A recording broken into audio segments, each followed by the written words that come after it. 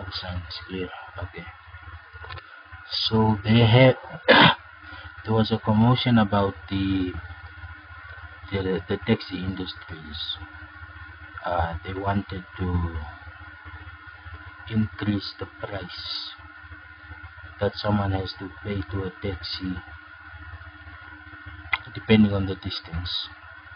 And there's a taxi union, I believe, who also threatened to not to not take people to work or to school or whatever, to just drop it, or make them pay higher by force. I don't know much about the taxi business. That's why I wasn't really involved, because I thought, this is none of my business. One of the endeavors, things that I am advocating for is cheaper transport. Now, I haven't really explained what I mean by cheaper transport, and I think everybody is familiar with those double-decker buses that tourists usually travel in. Okay, they are those that aren't double-capped. Alright, but the good thing about these buses is, number one, they are comfortable. Number two, the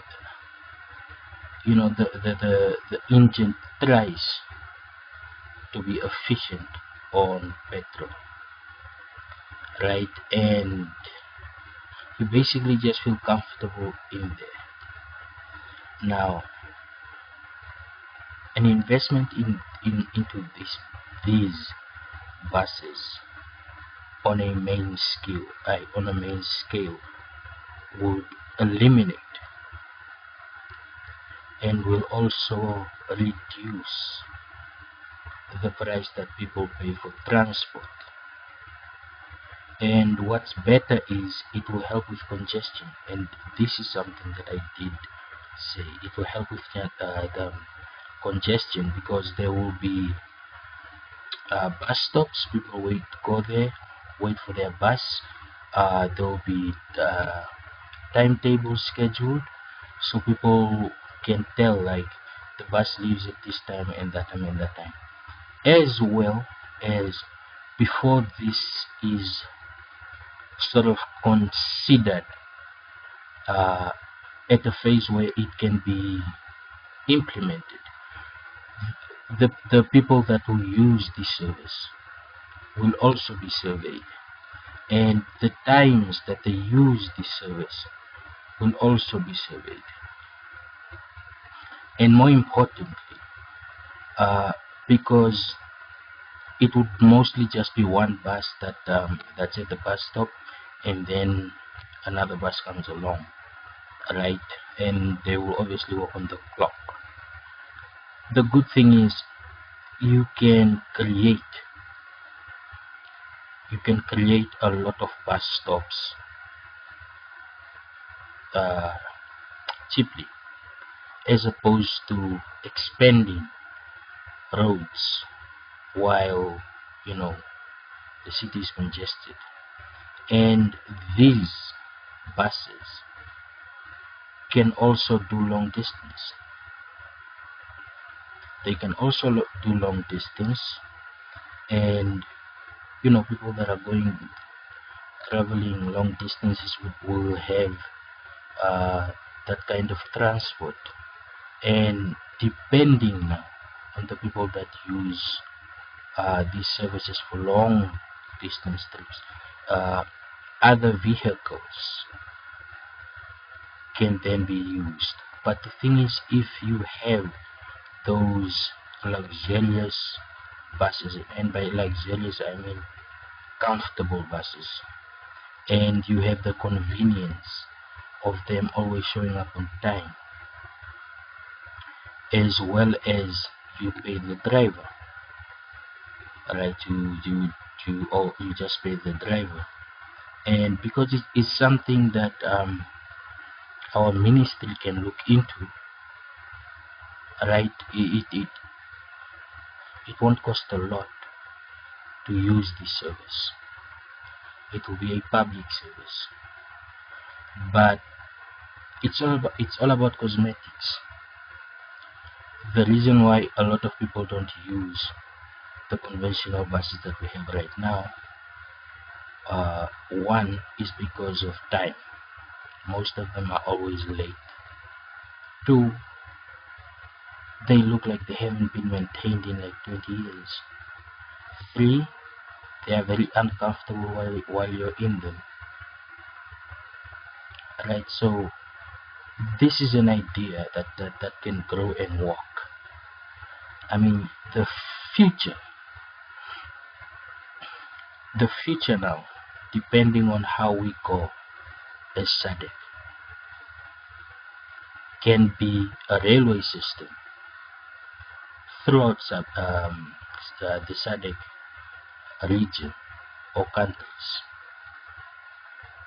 not powered by coal, but electrical trains, which are faster and which would also be utilized by people. It will be infrastructure that is there for the people's convenience. That's what I was talking about when I was talking about luxurious transport and so forth. Now, what I think about the whole taxi union and their strikes and all that stuff, I didn't want to comment on that because, you know, I don't want to feel implicated in that. But there's been enough nagging to the point where I will somewhat say it. The problem with these normal everyday taxis is not that they don't respect traffic rules and they're always running red lights, they're parking where they shouldn't, and so forth. The problem with them is they don't realize that they are in a competition. They are entrepreneurs, and as entrepreneurs, right, as entrepreneurs, if you have a taxi company, you want your taxi company to be exclusive. You want it to be something that a lot of people depend on.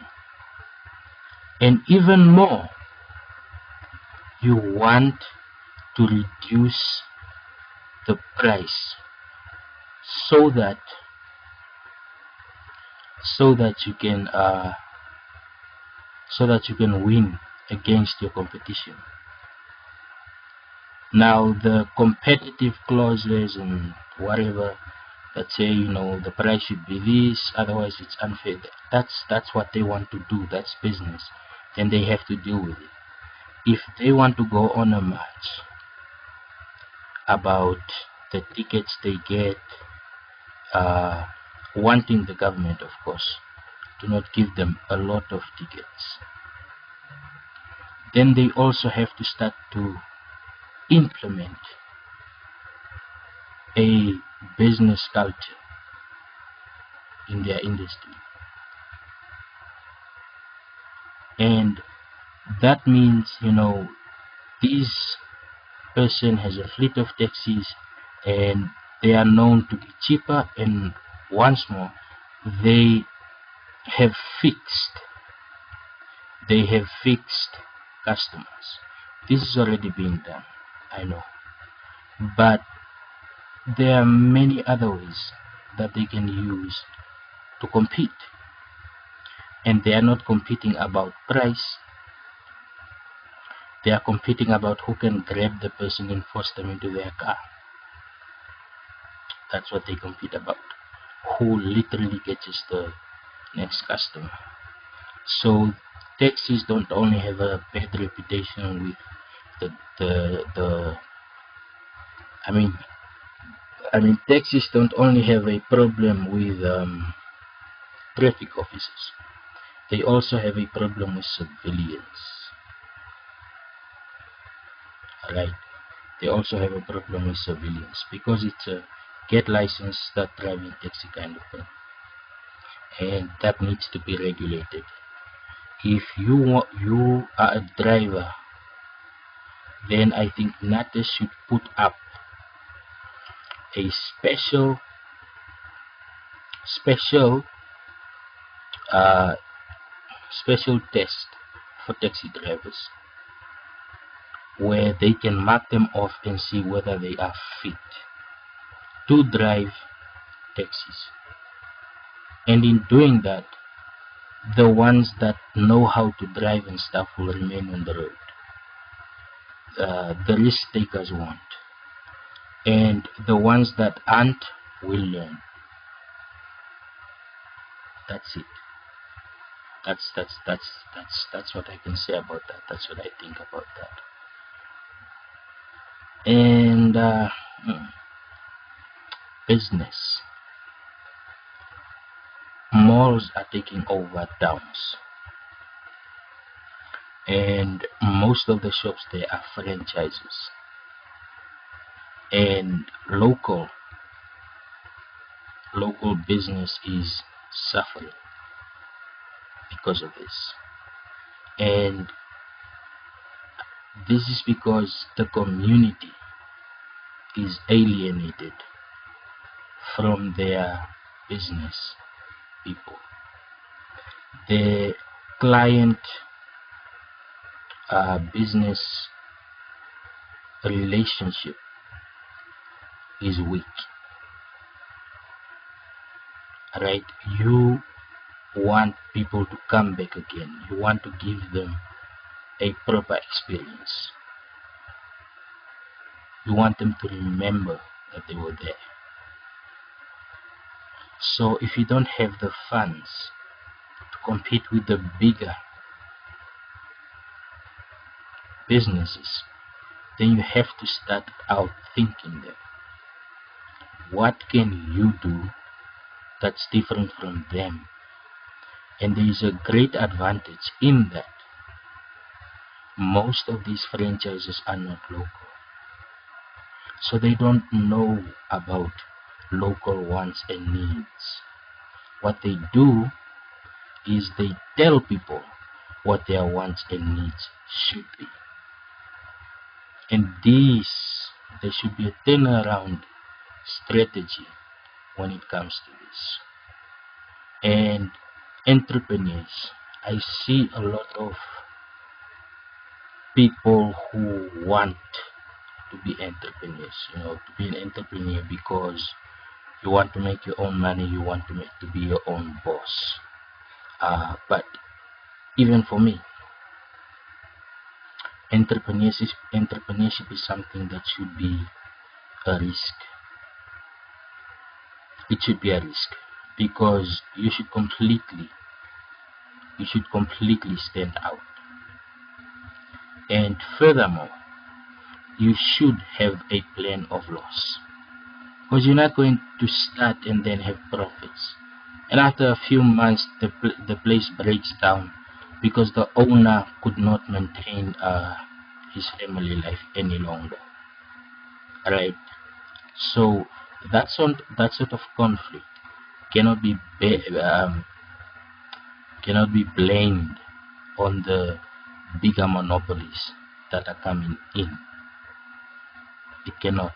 What should happen is local businesses should be locally marketed. If you can't really market your business and your sales and stuff every time on TV, then go advertise them in the streets. Go advertise them in neighborhoods. And best of all, make it known that this comes from a business that's in your town. So support your own. People will. Eventually people will. But the businessman or entrepreneur also have to live up to the high standards that they set for themselves. right? Because most people presume that business should only be about making money. No, business should be about obviously uh, creating a good public impression, this I know, as well as retaining customers. You want to retain your customers, and furthermore, they should be spacious. A lot of businesses are cramped. People might love to go there a lot, but it's just so cramped. And then when you look at the monopoly businesses, which I won't name, there's a lot of space. And being a Namibian business, they should take advantage of the fact that they can cut out the middlemen to reduce their prices. This requires collaboration between business people. Business people have to come together and discuss ideas, discuss their futures, discuss how they can make this and that cheap. So when they do eventually compete, it's merely about who's the better or which business is better. So a lot of things can come at a cheaper price with the right negotiation. Don't just look to one supplier, the middleman, or one supplier. No. Think about how you can cut that one out and go directly to where the product is in quantity. You will obviously get a discount. And because you are a local business, you will also have a discount based on that merit. I don't know whether people know this or not. And in the end, you can also win endorsements. Coca-Cola, Coca-Cola or something else can decide, we want to promote our project, or we want to promote this new idea or whatever. Do you want to take part? Right? So you market their product for you, they pay you, and there you have built a business relationship, because businesses are about building business relationships, as opposed to what I see most of the time. People don't build business relationships. There is a conflict, a build of conflict. I am not a business specialist, a businessman, or whatever. This might all be wrong anyway, but there was a lady who said that I don't look at local affairs, and yeah, this is me starting. Call this 0.1, right, before I sort of come back with something else, some new ideas that I could share, to whoever wants to listen, even if it's just one random guy at YouTube who listens to this. So salute.